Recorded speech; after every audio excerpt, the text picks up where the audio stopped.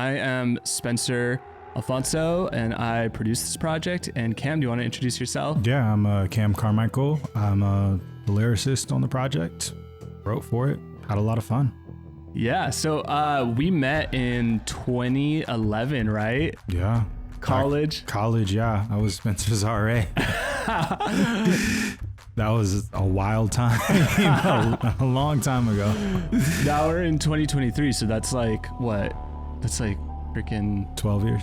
12 years. Wow. And you were starting your music journey at the time, right? Mm-hmm. That was kind of the beginning when I met you. Yeah, I think I had come back from summer camp my sophomore year with like, this is something that I want to learn. I think time Christian hip hop was really popular. I had a few artists that I looked up to. Kind of wanted to do my own thing, and like had just a few books that I was practicing off of, working off of some instrumentals, and found out like, well, at first I was terrible. And I'm like, oh wait, I have a knack for this as I continue to write. And so I think we did the first song that I ever really recorded together, which was really fun.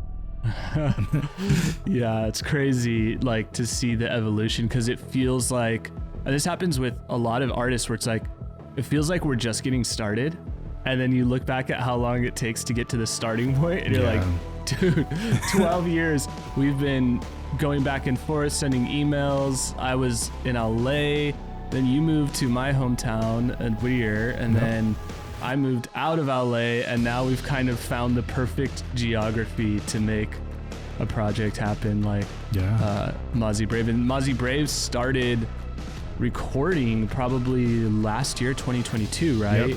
With The Storm. That was the first track that we started working on. That was the first track. You sent me an over instrumental. You were like, yo, could you give me something like this? And there was 2 reference tracks, and I'm like, oh yeah, that sounds like total fun. And then we put something together, and it was like, okay, yeah, I think we might have something here.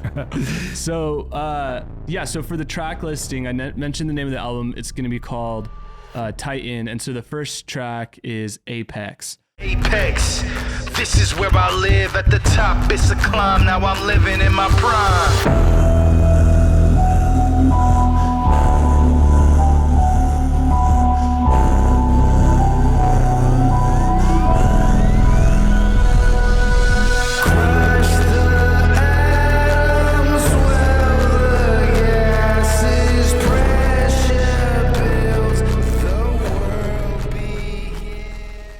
So the funny part about this process, and a lot of the like internal projects that we do at Ildefonso, like musically, is usually it's that we find a vocalist that we're really excited about, and we want to build like a project around their voice. And it always seems to happen this way, where it's like you start writing, the first song comes in flash, and the second one's a little bit more difficult, and then it gets a little more difficult, and then towards the end, you either have figured it out or you just ran out of time. And for us, I feel like at the end, we kind of figured it out, because the first 2 leading tracks are our most recent songs that we did. It's true. So like, what do you remember about Apex? You sent me a reference track that had like vocals on it, and you were like, just do with this what you want. I was working on another song at the time. I'm always working on another song. And I felt like it fit really well. It definitely was like sonically something that was unique for me, but not something that was completely out of the wheelhouse. And so like looking at the reference tracks, I think sort of taking in what I was listening to and writing at the time, it all was sort of this perfect fusion that ultimately I think led to the track that we have now. Second coming, this the second coming. Already showed y'all once I'm fully loaded. Now I'm gunning, fully focused at my brightest, and I'm shining on you cowards. You tried to shut me down, it's time to see me in my power. I'm the dream, I'm the nightmare while you sleeping. I'm abundance, I'm the hunger while you eating. I'm the freedom, I'm the chains, I'm the reason things won't change. What you'll never understand, you will never know my name.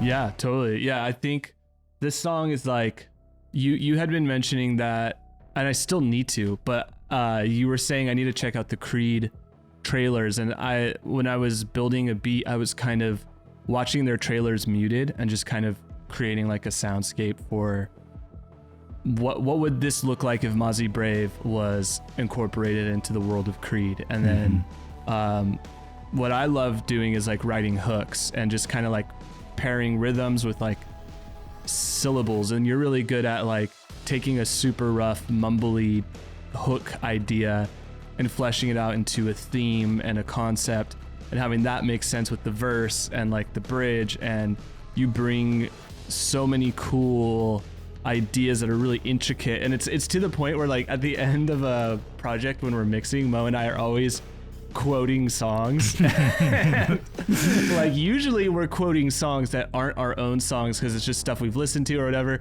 Yeah. But it's always funny when I forget that I'm like quoting a song that I had something to do with, and that's because your voice on this track is so, it just melds so perfectly with the music that it sounds like a song that's existed for so long. So it's like, I'll be going around the house like rapping in like a funny voice, like imitating what I've been listening to like a parrot.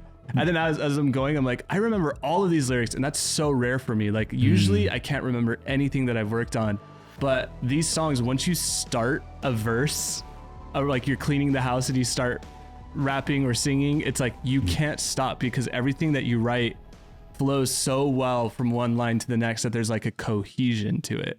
Plenty, look, but you can't touch this. Ain't no drill, it's real production. I'm the giant, FIFA foaming, my adrenaline is pumping, and we killing my opponents. This a stick up like we drum. I'm the titan, you immortal, you immortals. Get what's coming. I'm the judgment, I'm the judgment, I'm the judgment, I'm the judgment. I'm fly as hell, I'm coming for what's mine, won't take reductions. I'm the lighter in the gas, combined spontaneous combustion. I'm chaos out the box, the gods can't run from this destruction.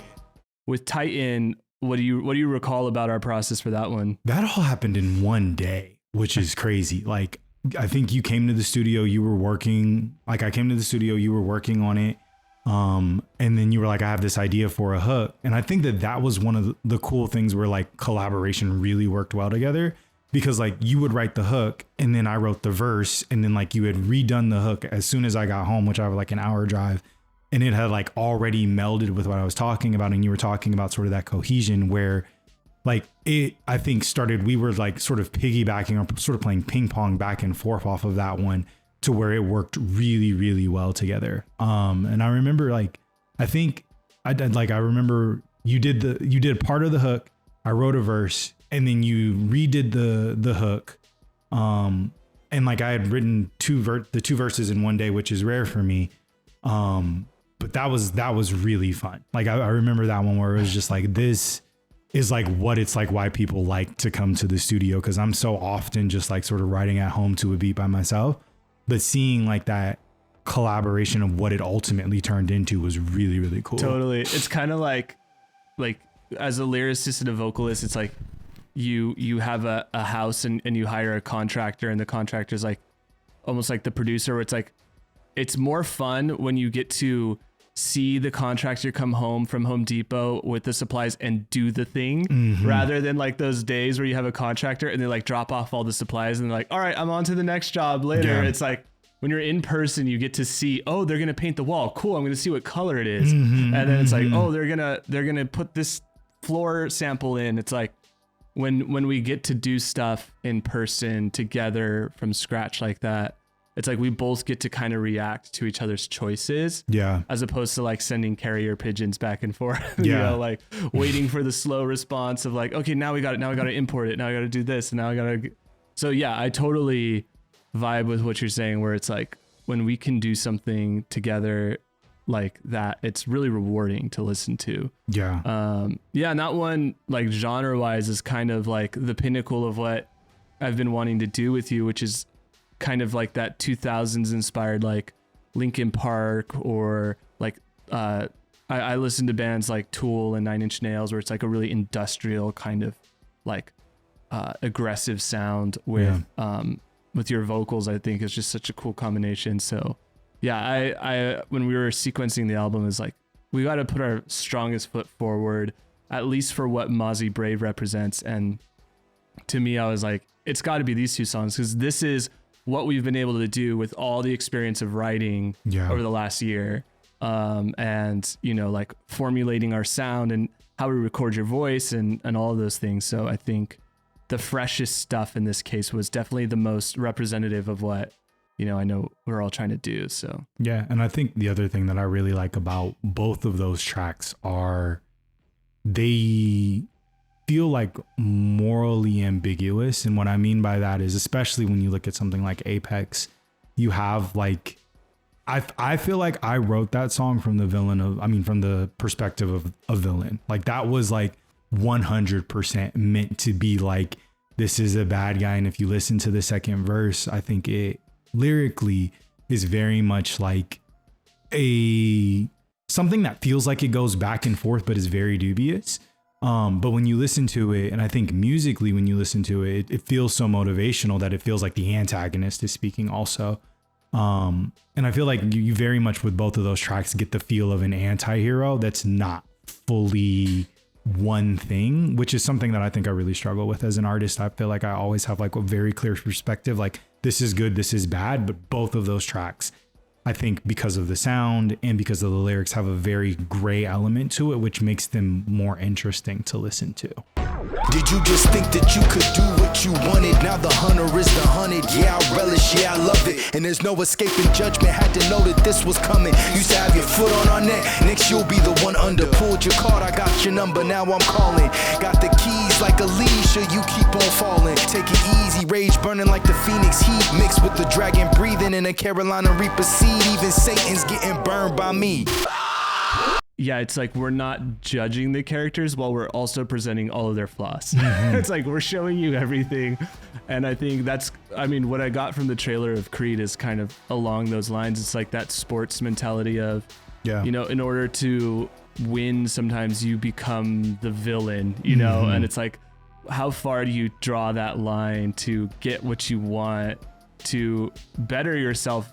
But also it's like, there's so much at stake. And so we watch a lot of fiction, you and I think, and we're always talking about shows. And I recommend any songwriter who's like collaborating with other people, like to find a common language that both writers can speak, because like when you showed me Creed, that just like made so much sense in my head, and it gave me a really clear visual to like picture. And then I feel like that even comes out in some of the lyrics, it's like, it's everything, like you said, is ping-ponging back and forth. So those two songs are really cool. And I just love the world that it paints. It kind of reminds me of like Diablo, like the game series, where it's just like, it's really dark and grim, but it just gives me a huge smile on my face because it's like, it's so cool.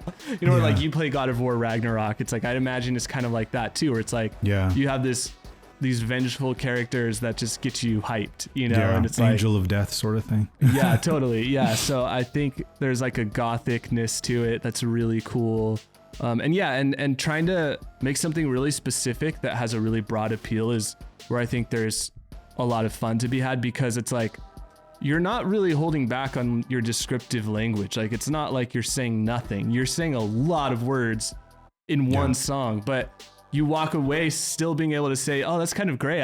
Is the Titan a good thing or is it a bad thing? Yeah. Which is also funny, a little more nerd culture, but there is a show called Attack on Titan, which I really recommend. And it kind of also is a very gray area show where you're like, are the antagonists, is there redeeming qualities about them, or is there hope? Is it all vengeful? And so, I think when you could do that through music, it's a lot of fun, especially when it's like collaborative, But most definitely. It's the lightning and the thunder roaring, no running from commotion.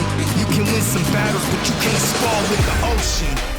Next song, The Storm. So this was the first track, and this one evolved over time as well. So what do you remember about The Storm? I just remember hearing the beat the first time and being like, this is out of my element, because I had just finished up writing off of just like hardcore hip hop and stuff. But it's something that I'm really interested in. I think that like the phrase, I think that the mix for how that song ultimately was created was a mix of like Devil May Cry Virgil, the character, like he's like really cool, but he also can be a little campy. And I feel like Virgil would say something like I am the storm that's coming. And then like Rage Against the Machine has these very like sentence long hooks that they repeat. And then like we'll change something up with it. And so like, I think that's where sort of the hook came from for that. And then ultimately, like, the lyrics were just like how I was feeling at the time. I think I was probably just listening to a bunch of different lyricists, and I'm like, I'll just put here what works. But again, try to make something cohesive out of it. And so, like, it's funny because that's the furthest track that I'm away from, but actually, like, one of my favorites now that you've changed the production on it so much. It feels very much, I feel like as the production started to change, I'm like, oh, this feels like a Madden song, like a Madden, like, main menu, right when you're starting to play Madden, where you'll get a song like this. So I really enjoyed that process. Totally. Yeah. I always go back to sports. Like, whenever artists ask, like, oh, what do you do for a living? And it's like, well, I kind of fell into, like, a lot of sync stuff. And it's like, for me, that's because I was not adverse to, like, sports and workouts and, like, cardio. And, like, it's like, when I would go to work out at the gym, I would just listen to hip hop exclusively. And it's like, there's certain genres that, like, meld with your organs, you know?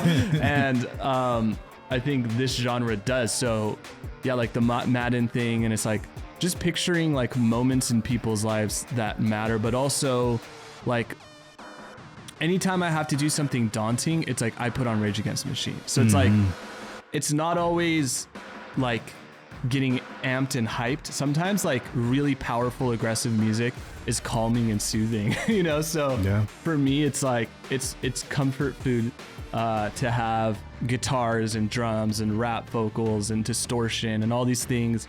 It just feels natural to me. It's what I grew up listening to. And so us being able to fuse our influences of, like, the rappers that have inspired you and the bands that have inspired me and, like, put them together into one thing is, like, really fun.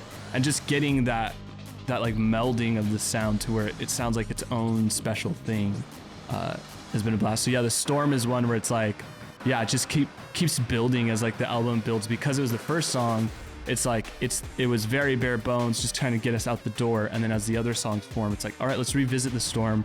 What can I add production wise to reference the things that are happening later in the album? And I think we even re-recorded your vocals because it's like, oh, I found a new mic I want to use on your voice, or can you bring that sound that you did on this track to this one? So yeah, that one has been really fun to, like, watch it grow, because it's the underdog. It's the first track we did. Yeah. So it's always gonna have to fight harder than everything else to, like, be relevant for the album. Yeah, most definitely. The neon lights surround the town, running through the streets, and then we party underground. You know that I'm the best around, baby. You can get on top, you'll lose your mind when I go down. I feel like this is our breakthrough track, right? Yeah, it's funny because that was a relatively easy song for me to write. Like, when I heard the beat, I'm like, okay, this feels definitely more at home. And that's where I started doing something unique. Typically my process for writing is I start with the ideas. Like, I'll write down a bunch of ideas and then I'll pick my favorite from it. And typically as I'm listening to the beat, something will come to me.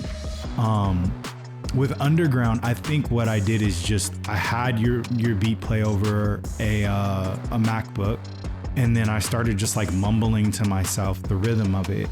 And if, like, you look at the reference on my phone now, you'll hear, like, the hook for the Underground, which I think is probably, like, one of the catchiest things in the album, I think, personally. The neon lights surround the town, running through the streets, and then we party underground. And then, like, I had already done the work for the ideas, and so then, like, the pen just flew easily from there. It sort of evolved into this, like, Bonnie and Clyde story. And I think it was coming off of Desperados, we had just done it, and so, like, it felt like they're kind of, like, thematically cousins or, like, related. But I wanted to get a little bit more specific about, like, okay, who lives in this world? What is their life like? Very cyberpunk feel, but also still calls back to those roots of where it's coming from, where it's like, oh, we're just doing a hip hop Bonnie and Clyde song, which apparently is a thing. I feel like almost every artist has, like, a Bonnie and Clyde song. Eminem's is really dark. I don't recommend listening to that one. But it was fun to just, like, start with the sound first and then start to really, like, make it into a meal lyrically as we went from there.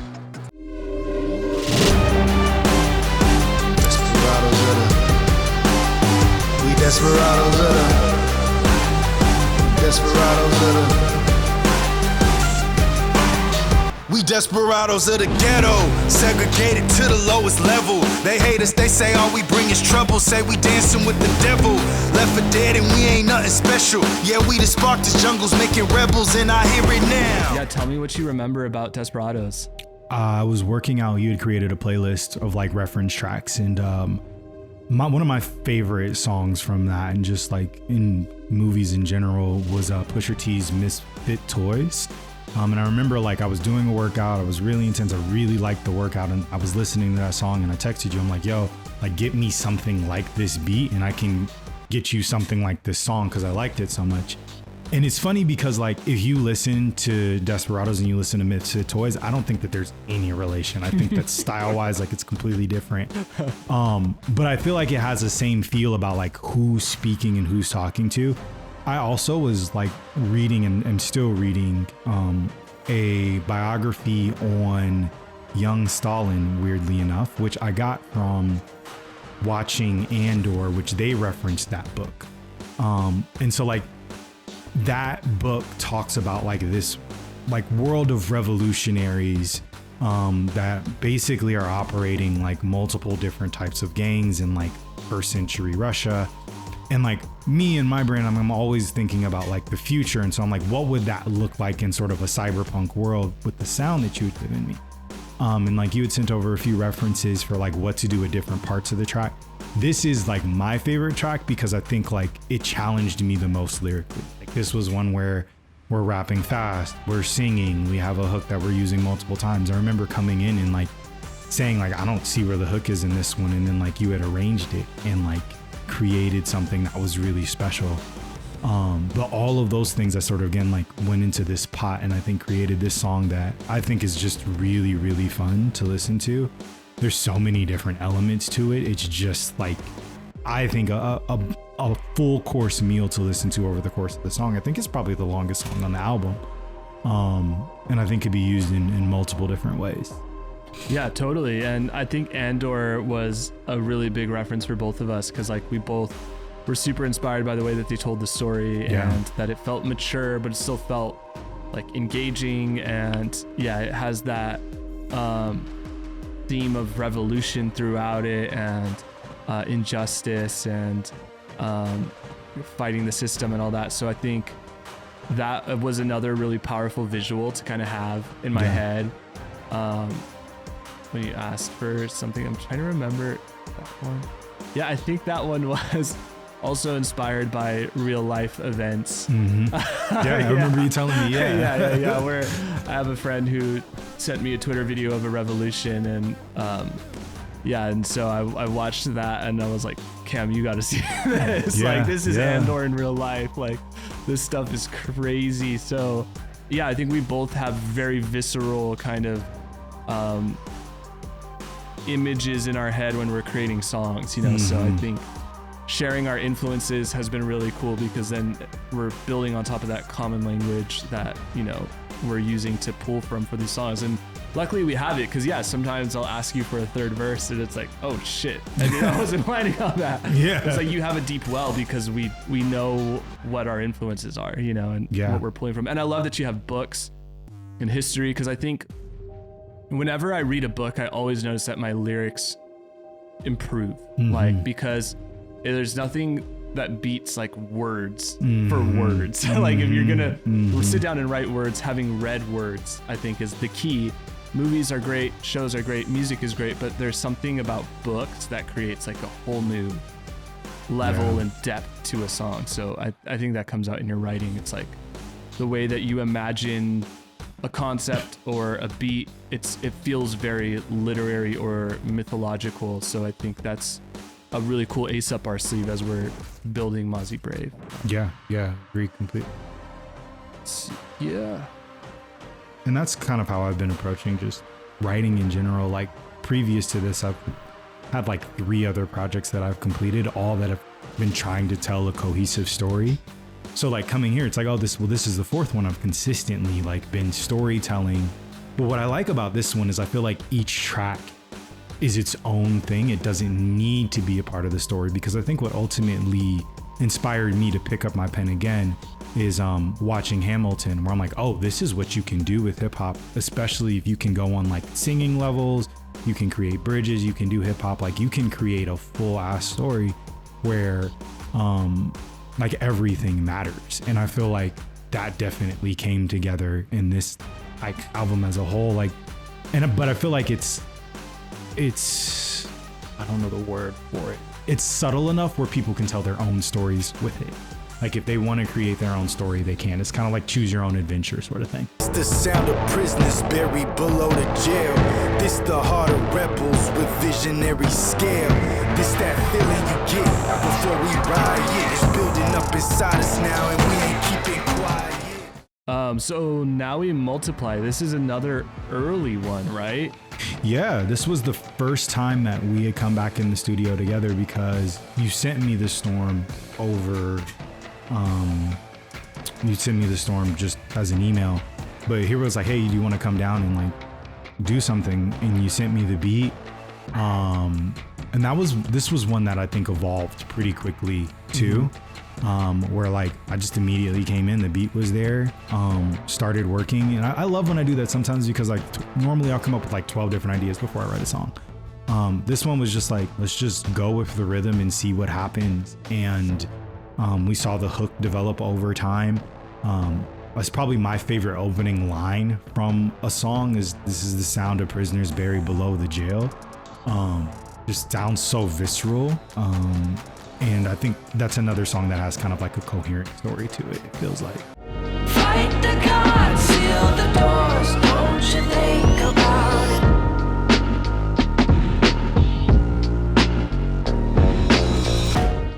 it. All right, so the last song we have is The Forgotten. Yeah. So yeah, walk us through your process lyrically for that one. So you sent me 2 tracks that I took to Atlanta with me. In The Forgotten. No, that's wrong. That's a different track. This was actually in a batch with the Underground. And I think that this one happened fairly quickly. To be real, like I wasn't confident in the first verse at first. And then I think once you put that hook on it, and then once I recorded the spoken word part, it felt really, really solid. Like I remember my first initial thought of this beat was kind of like, well, like Spider-Verse actually just came out today, like sort of Miles Morales walking down a darker street. And as I wrote, more and more actually incorporated, I think, into the story of Mazzi Brave in general. For instance, like in the Underground, you'll hear at the very end, I say, born a forgotten child raised in the underground is deeply connected to like that last track where it's like, these are the forgotten people of this like dystopian cyberpunk hellscape. And then I think I sort of give the villain the last laugh here. Like that spoken word is again spoken from the perspective of the villain, where like you see the rebellion against that in the track as a whole. But that very ending, I feel like I was inspired by J. Cole's Fire Squad, where like the second verse, he sort of does this spoken word talking about no kings, and how like we should like get rid of kings and everybody just really wants to be loved. And I'm like, okay, well, what's the flip? What's the reverse of that? What if somebody really wants to be the king? What would that look like? And I think that worked really well. I think I was also inspired. Like you sent me the lyrics for the hook, and that's where I was able to come up with some of the verses and the ideas for it. And I think it was one of those again that where we just kept reiterating on it to where it was like, okay, this is a really solid track at the end of the day.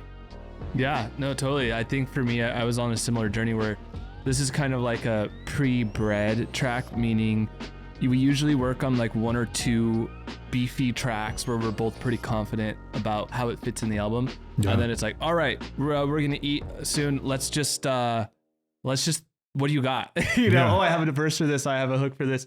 We just kind of throw a bunch of stuff. This is one of those tracks that kind of like rose to the top. Yeah. Whereas like it was probably a verse, and then Connor came over. I was like, hey, do you want to throw on some vocals? And then after hearing you guys vocally on a track together, is like, okay, maybe I could add a couple more production things to it. Yeah. And then before you know it, it's like when I'm listening to the album, I like to listen to albums when I'm finishing them while I play video games, because it's the perfect amount of like tuning in and tuning out. You know, if something's wrong, I'll be like, yeah. But otherwise, I should be able to ignore it completely. Yeah, I'm cleaning for me. I have to like fold clothes around the house when I'm listening to full albums. So yeah, I totally get that. For me, it was like just like bopping my head to it and be like, oh, this goes a lot harder than I remembered. So having all those components come together, and it's just like little bits of polish every day. It's like, you know, I try not to work too long on that song, because I know that song already has what it needs, and then it's just like little details to just elevate the groove and like how it all sits together, and then before you know it, you're like, yeah, it's done. I don't hear anything else. And so I love ending the album with that track, because I think it displays a little bit of you separate from Mazzi Brave. It's kind of like, all right, let's just let Cam do his thing on the last track, you know. And so I think it's the most like old school hip hop, old school rap kind of influenced track on there. So it's cool to show that side of it, but to have you do it kind of in a character. So it's kind of true to the like Mazzi Brave thing, where it's like, this isn't one person expressing themselves. This is like a project, and it's like, I love how you like play these characters, and leaving it, like you said, with the villain is cool, because it shows kind of in the Mazzi Brave universe why these characters are the way they are. It's because like there are these villains who are, you know, take off the mask and tell you what they really are, you know. So I love that song. So